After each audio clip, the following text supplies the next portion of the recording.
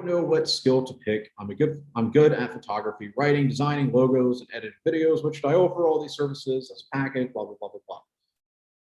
Okay, so you're good at all these different things, but are you actually good in reality? Like, you need to pick one of the skills and see if you're actually good in that particular skill set in reality. So if you're good at designing logos, cool, but you're probably going to be stuck charging $25, $100 for a logo here and there, so it's not going to be good. Editing videos, that can be good. The issue with that is you need to think a little bit bigger. It's not just, oh, I'm going to edit your videos. What I would do if I was editing videos is find some guy that has a YouTube channel, Instagram, and a TikTok, and I would package that into a specific service. And yeah, offering logos, offering thumbnails, that type of stuff. But you could edit his TikTok videos, his Instagram videos, his YouTube videos, and run his entire video side of the business. And that would be a very good skill that you could offer.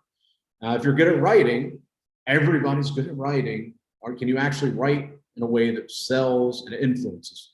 Most of you not. And that doesn't mean you're not going to get to that point.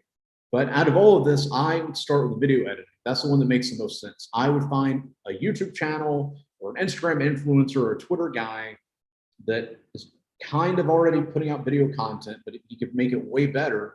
And I would come in and offer a all-around service for editing his YouTube videos into shorts, TikTok videos, and Instagram videos. Done.